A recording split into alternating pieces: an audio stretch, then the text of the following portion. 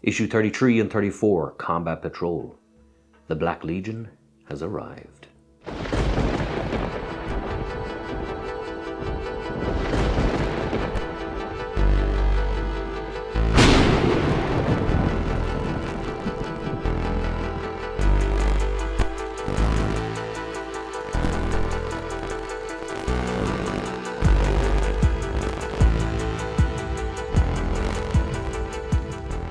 Hello and welcome to The Lucky Roll, an eclectic channel for eclectic games. And today we're going to be doing issues 33 and 34 of our continuing series of Hachette Collection's Combat Patrol.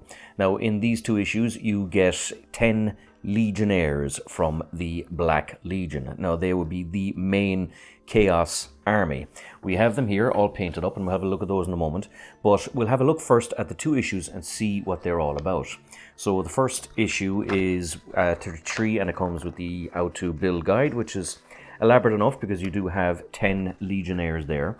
And then of course you have a little bit of an intro about the Black Legion itself.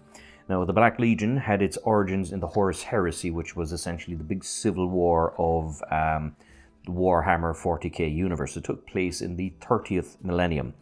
And they were known originally as the Lunar Wolves, which would have been the Legion of Horus, the War Master. However, when the Civil War happened, the forces of Chaos, the forces of Horus lost and were banished. Horus was slain, and one of his main captains, Abaddon, took over the actual Legion.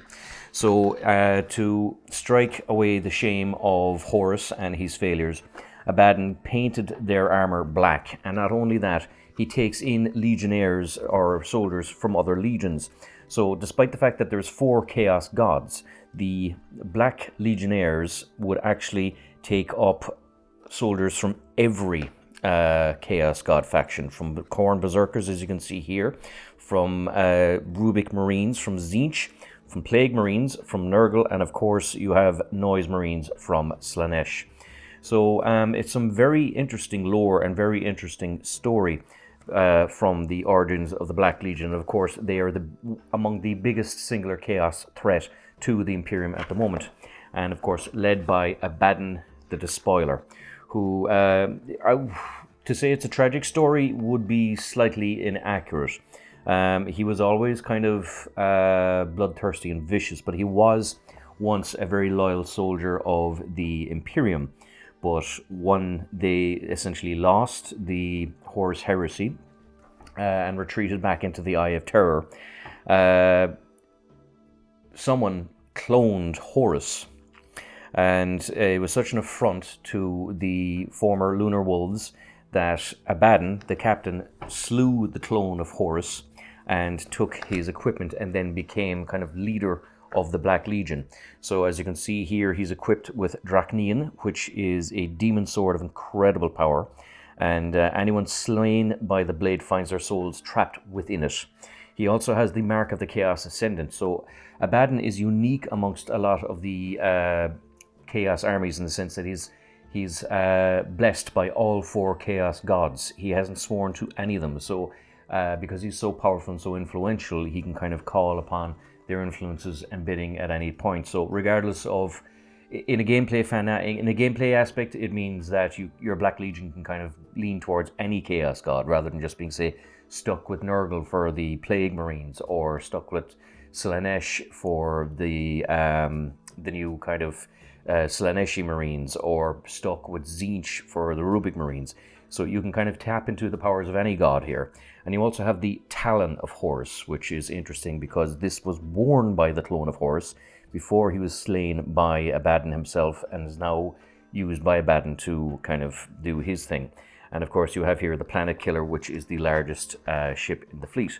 You have a little story here called the Dark Descent. And of course you have here the data aspects for the Legionnaires, so basically giving them a little bit of character, and the data sheet here. You also have Chaos Space Marine unit names, so just to help you kind of fill out the lore a little bit more with leaders and unit epithets. And then you have some more of the core rules here, giving you kind of an explanation of what the game is like. And that was issue 33. Issue 34, again, is the second part of this and would naturally come with the paint guide. So it shows you how to paint your Chaos Marines. And what's nice about it is that you can actually make them look very good with the paints you have, because it's a fairly straightforward scheme, especially considering that the base is black. It tells you here about the 13 Black Crusades. So just to give you context on the 13 Black Crusades, every so often, basically, Abaddon will lead a crusade into the Imperium to defeat it. Now, in older days, he used to be known as Fail-Baddon because the crusades always failed. But the current lore masters at 40k decided to shake that up a bit and had the last crusade to be a roaring success, which has completely upended the entire 40k universe. But nevertheless, it gives you a nice little kind of summary of all the crusades up to this point. But the 13th crusade, of course, is the most important one because it's what led to the destruction of Cadia, which was a kind of a bastion fortress world outside the Eye of Terror, and it resulted in the eruption of the Kaladex Maledictum, which essentially split the universe in half and has the Imperium split in two. You have here some lore on Khorne, which is one of the 4 Chaos Gods, and some of the interesting things about him. So Scarbrand was once a eldritch terror who dared to challenge Khorne and is now reduced to being a living weapon. You have Skull Altars, Blood Crushers, one of the main units for Khorne, and Skull Cannons, again, a Khorne-specific unit, and just kind of different weapons abilities. So again, Khorne is one of the 4 Chaos Gods that Abaddon or anyone using the Black Legion can call upon. And you can see it here in scenario 22 called the Servants of the Gods.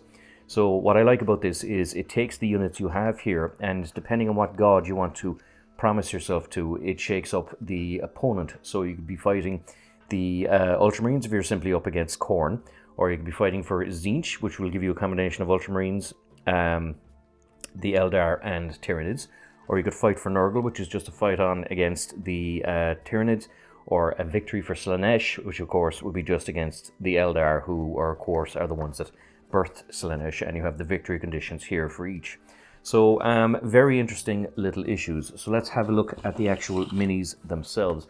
So you get 10 minis, and to be fair, they look amazing. They're all brand new minis and were fun to paint. You can kind of get nice detail with them for very little effort. So this guy was the, I believe, the unit champion, because he has the poor Ultramarine helmet on a spike here on his back. You can, of course, put a tiny little top knot of red hair if you really want to signify it, but I just chose not to. But again, you can see that they're really nice miniatures. I did have fun painting it, and it's very forgiving if you make a mistake with this paint, because the armor itself is black. So if you go over the shoulder a little bit with the gold, you can just kind of touch it up a little bit of Chaos Black, and your model is nearly as good as new. So as you can see, there is great variety in the units. There's a lot of different bits and pieces, and there was a lot of spare parts left over. So if you are someone who's getting multiples of the magazine, you could probably get a few nice little combinations here, because it's based on the original set. And of course, the heads are kind of all ones that you can swap in and out of. So you have one here with a multi-melta. You have another one here who's just basically charging into battle. And what I really liked about is that some of the shoulder pauldrons are just really cool. I mean, you have the kind of the skull thing here. You could paint it gold, but I just opted to go for kind of metallic grey. I just really like the look of it. And what I like about it as well is the old bolters are kind of chain fed.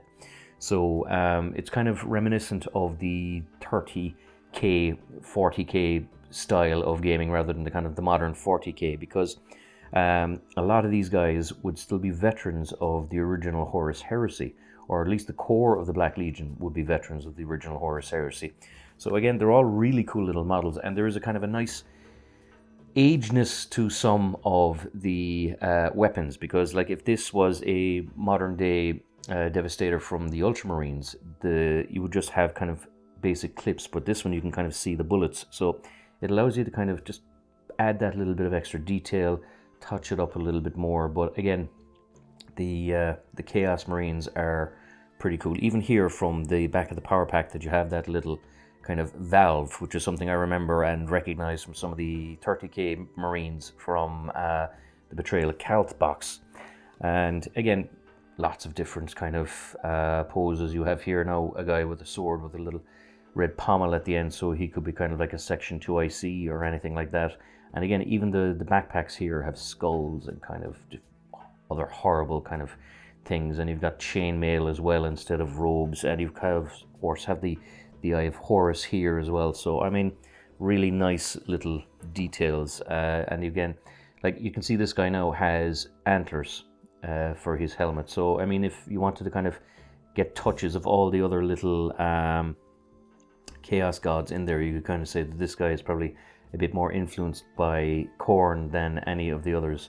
So again, you can see that his holster here is just strapped on. We have another guy here. Now this would be the standard bearer, and again, lovely stuff, you know, that you can kind of have a big huge banner on the top with skulls adorned on it, and again your bolt pistol with kind of just linked by chain, and you have of course your chain sword. So again, very corny type of guys with the horns and the helmets. You have here a heavy weapon support, so this guy would be kind of the fire support group, I guess, or the walking fire support group, but you know what I mean, in the sense that he's a flat round helmet and you can have different aspects. So if you didn't want him to be Khorne, if you wanted him to be, I don't know, Slanesh or even Nurgle, there's nothing stopping you from kind of like, say, painting this little horn here coming out of the side of the pauldron and making an actual bone instead of a metal spike. So if you wanted to kind of like give it a touch of Nurgle. And again, we have another fella here again, which will give a kind of a Plague Marine aspect, because a lot of the Death Guard have this kind of this singular spike coming out of their head. And again, you have a skull here at the side, so you could always kind of make it postulant or pestilent or something like that. But it gives you a kind of a nice little idea that it's touching on all of the Chaos Gods. And again here, now this one I really like. This is obviously poor John Rambo in the 40k future, holding up his belt, feeding the MG. So yeah, this is definitely John Rambo doing his thing. So good to see that he's still alive and kicking in the 40th millennium, but it's a pity he's fighting for the wrong side. But nevertheless, these are the Legionnaires that you get in issues 33 and 34. Two excellent issues, and one I would recommend picking up if you do see them. However, you will need both issues in order to get the full 10 Legionnaires. So as always, if you enjoy these videos, please like, subscribe, all that good YouTube stuff. And until next time, this is Sean, signing off.